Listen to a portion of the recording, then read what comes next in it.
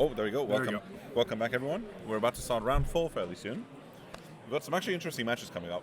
But in the meantime, while I'm prepping the setup on stream, Philip going stay yapping. Yap, Philip. Oh, God. You have a podcast, like 200 plus episode. Yap. Okay, cool. So, tournament's at the halfway mark now, which means players are starting to get a little bit fatigued. There's 3 more rounds to go. This is round 4. Well, technically, there's 4 more rounds to go with this one, but after that, whoever makes it to top 16, because that's what Vanguard today is, top 16, then has to play 1, 2, 3, 4 more rounds. So it's a game of fatigue. 1, 2, or 4. The endurance match is nuts. Mm-hmm. But one moment, actually, one second. Let me just quickly grab the last details so we can get the round started. Go for it. Oh, yap. Because that's what I do good at. I good at it, yap. Anyway, the matchup upcoming is going to be very interesting because we have, there you go, Tachikaze on one end, and what's the other one? We're going to be finding out in a moment. That's what we're Professional streamers. That's what we're waiting on finding out. Because, yeah, so the interesting thing is, the person we got on Tachikaze is actually Cormac. It is the reigning premium world champion, and this is like one of his pet decks. So I'm personally familiar with getting absolutely kicked in by this deck, like 3 events in a row, because somehow I can't seem to dodge him. You say pet deck, but even pet decks can be very dangerous. Just stick me in a bat. I've never beaten it.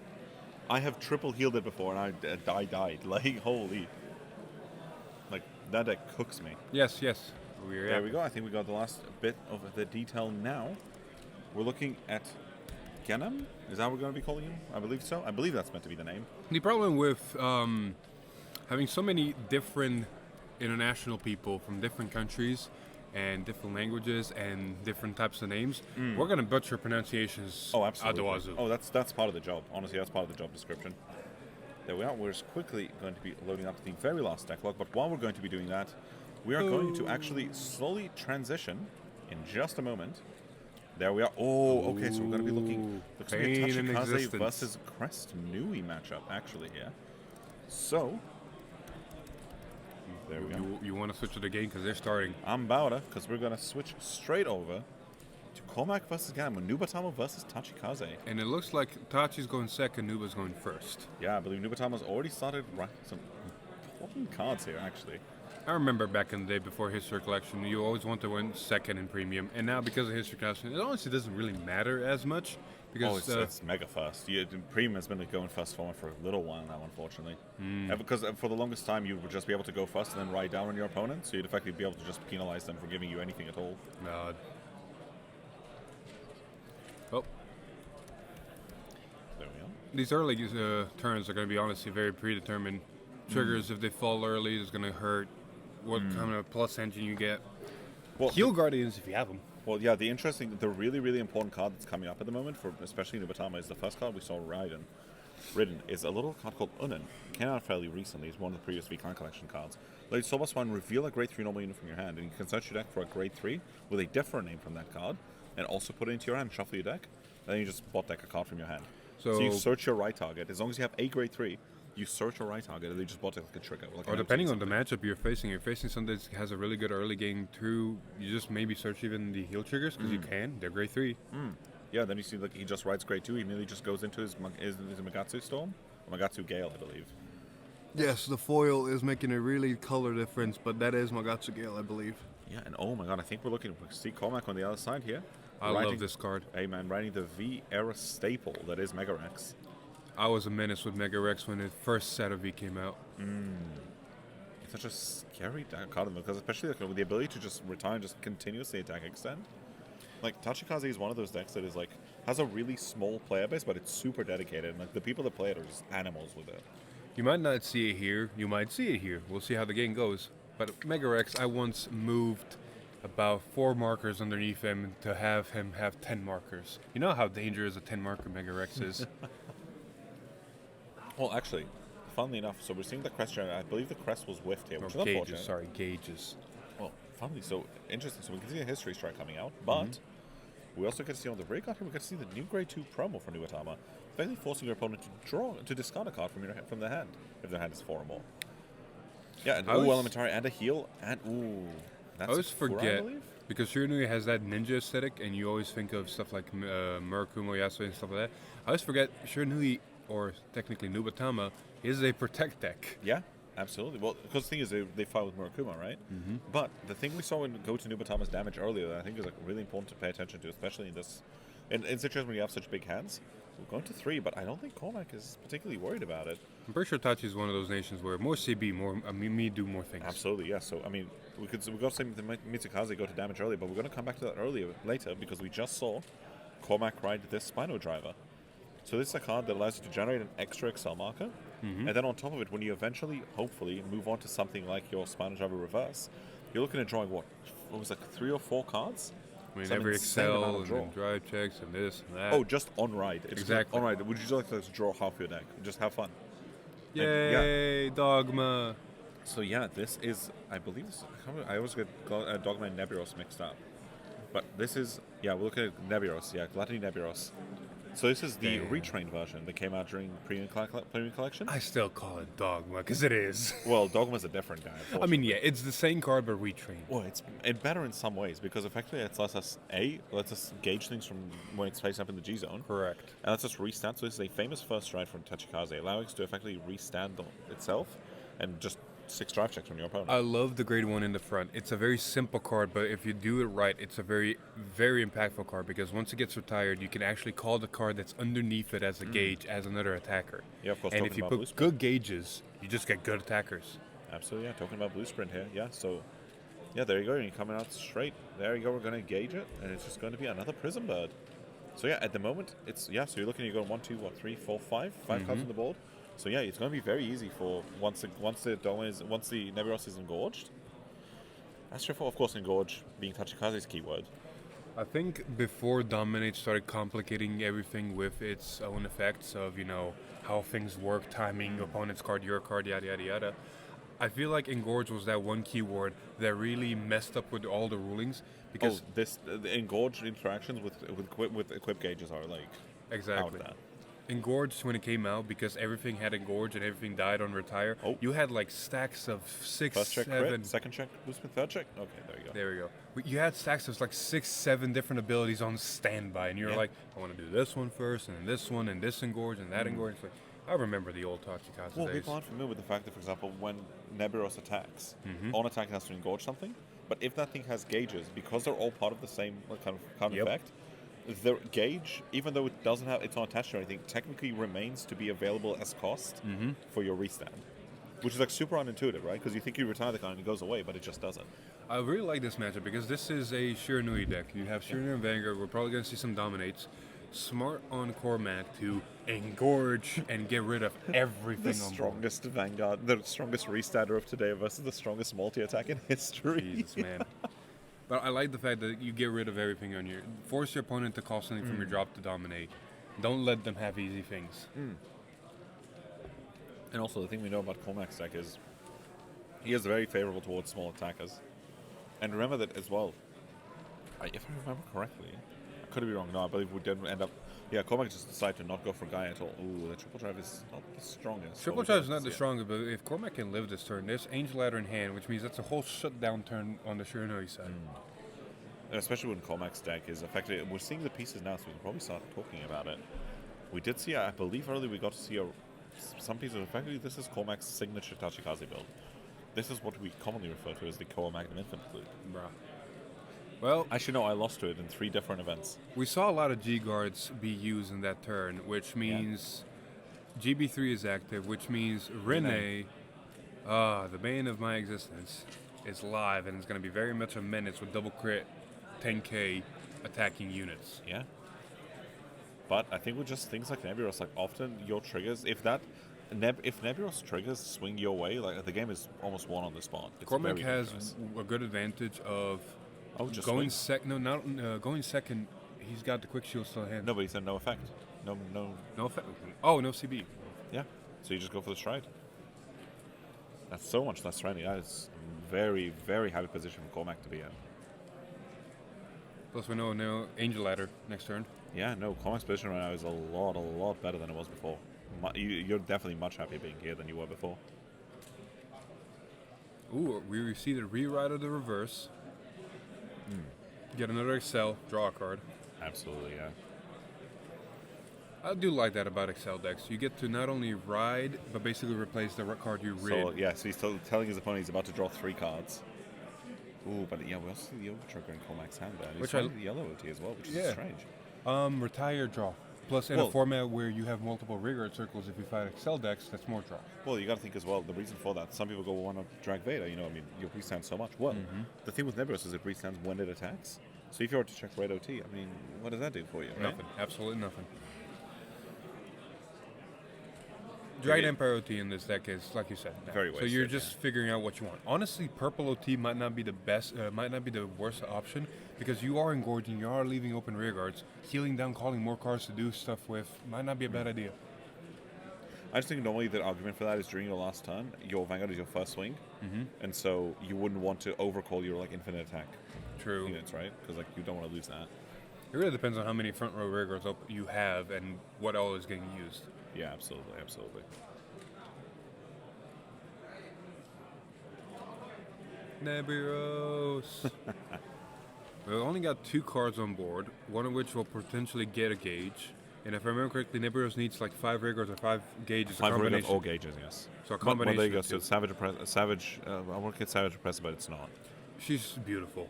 Oh, she's wonderful. The gauge from drop is beautiful because the deck didn't have that at the time.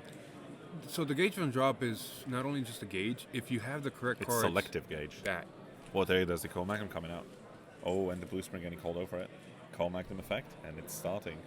Which here I wondered, like you had the Savage and you had the Grade 1. He gauged the whatever that on the Excel marker is. I cannot see it because of the glare, but not say. Yeah, it was look at how the small starter. that deck is. Look at how small Cormac's deck is looking right now. Very tiny, but he's gonna pile the pressure on right now. Because this deck is very happy to overkill people. Yeah, so he's going to attack and gauge. So yeah, again, this deck is able to gauge things out of nowhere. But the reason that the Savage is so strong, and oh my god, see, we saw that gauge. We saw the Grade 2 version of the Grade 1. So he's got basically multi-attack on the board.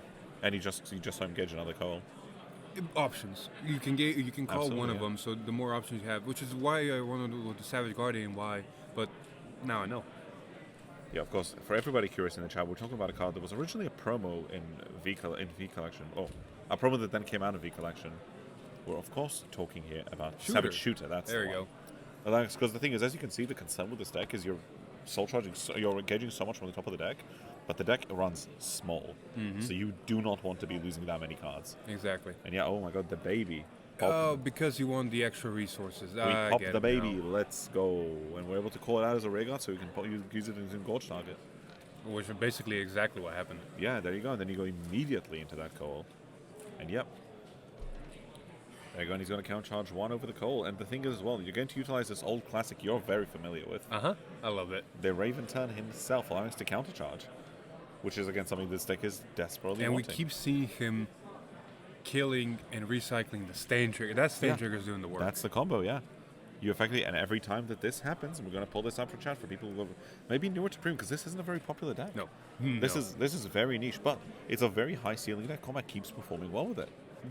I love the Stain Trigger because not only does it draw a card, it also gives something 5k. So you're constantly pumping the board with power while also returning a Stain Trigger back to deck, which means drive check, Stain Trigger, hey. And every time it's popped or retired, it goes back to the deck, you draw 1, and it gains 5k. Or something against 5k. Are we able to pull up Nebulos one more time? Oh, of course, yeah. I want to check something. Yes, it does count. No, not the count. I want to check something else. Are you thinking if it counts if it goes off of gauge? Okay. No, yeah, it's not once per turn. That's what I wanted of course to check. it isn't. It's not once per turn. Nope, I no, love it is this not. so much. No. Nelbiros, my goat. Well, there's a Stain Trigger. Yep, there you go. Oh, Shield Trigger. My bad. That's a Shield Trigger that does stand go blank off. heal, yeah. Stand blank heal, yeah. But the thing is, you got to be careful with Nebulos because you can just deck out. But seeing the Nui there is pretty important. With using the Stain Trigger, you're constantly putting cards back to deck. You are, but not necessarily at this point Not in the battle enough. phase. So you got to be just careful, yeah. Well, the general comment would be that you 2 Nuis is rough. You do all of your attacking in the battle phase, and then the main phase, then you just kind of just deal with those attacks and restand them. So you don't actually want to be seeing so many of them at this stage in the game. There is a crit trigger to draw an extra card and help kind of reshuffle that hand as well as get some defense in.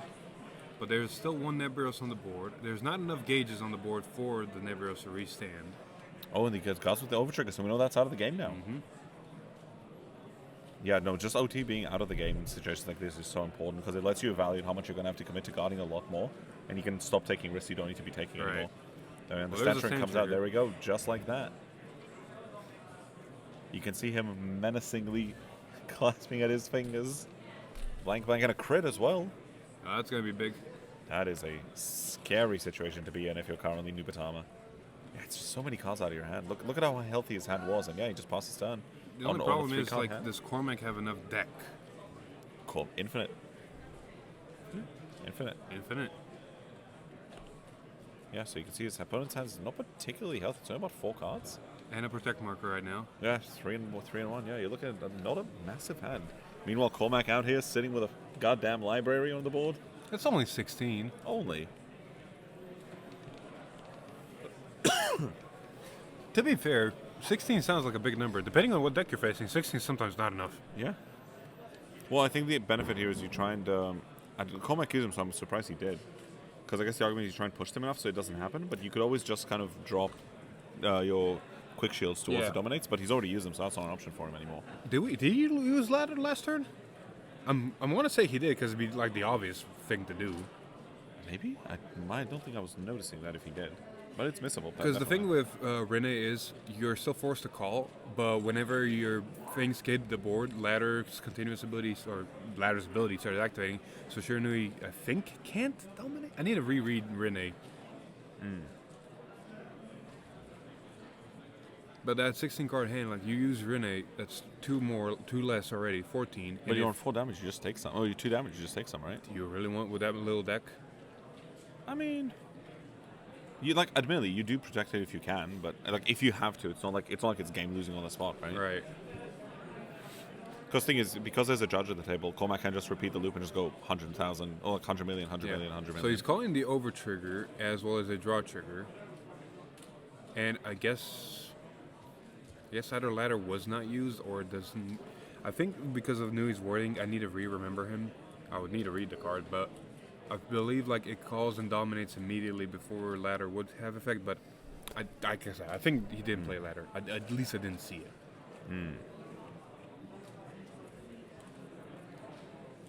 It's funny watching. We're looking at the chat, seeing 2 personal friends of mine who are both clan masters in their own right, talking about unsolved decks and formats. Because yeah, that's the thing with premium. Like, there is such like a surface level understanding of sort of what makes a good deck. Do me a favor and pull up that G guard because I love which one are we what looking just at here? happened. I'll tell you. It will be very obvious. Sure. For Tachikaze. Oh, is it going to be Baba. my goat? Because I love what just happened. So when it's placed on Guardian Circle, you pay, you get instant K, and basically you select things that when they retire, they return to your hand. So You he pop the selected PG. the over trigger and the PG. Now he's G guarding with other stuff Yeah. to retire them and bouncing them with the hand while activating the other G guards for shield value. Well, that's exactly what I was about to be saying, is that so much of Vanguard is like very strong decks that are sort of missed out because people television on what like the most obvious decks are. And in front of you is Cormac, a man who has completely innovated 2 entire nations and continuously sees success with them. This is one of the originals of Misty Arc Mega Colony. This is the originator of the Fenrir craze last year. Again, world champion, reigning world champion. This is a man who comes to you now with Tachikaze, only man at the event, presently either X1 or undefeated, I believe. So you're looking at a man sort of who keeps bringing off the cuff decks, crazy things that people just have not seen, and is putting up the numbers. Let me just elaborate all of the things you just said. Experience and imagination. Yeah. Well, funnily enough, so yeah, you got to see the draw trigger. That could be a little risky. This is really risky. Yeah, he just guards it. Like he can't ride, he dies immediately. Any need to. mandatory draw effect will kill him.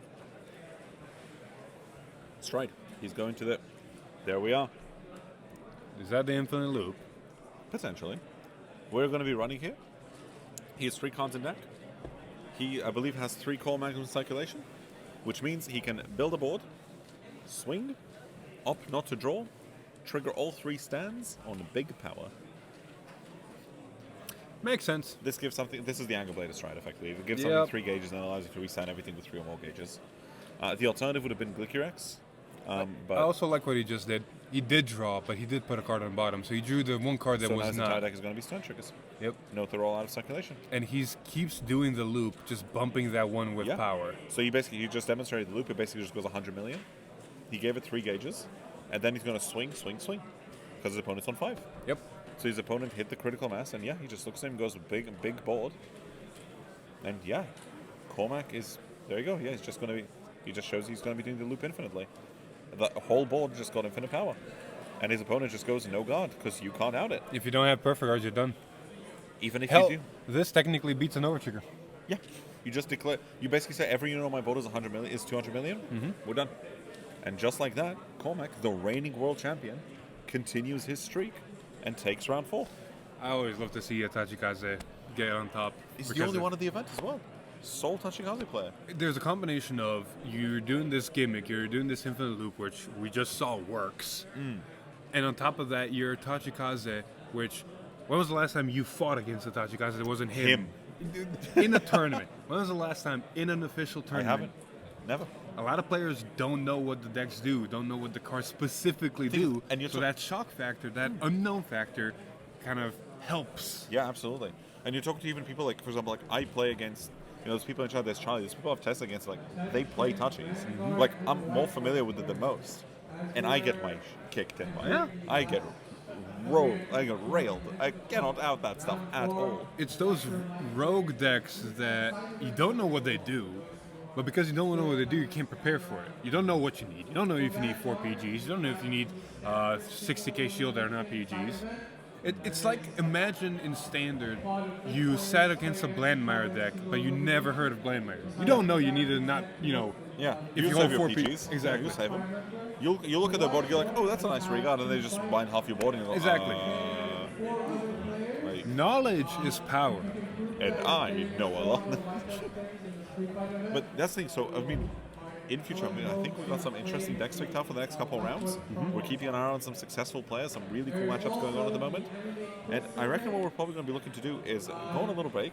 Our time's about to be called. Get ourselves a little drink, get a little ready. Come back a little bit before pairing up. We can talk, chat a little bit, and then we'll see you guys In a bit. next 5 minutes. Nice. Bye, guys. Bye.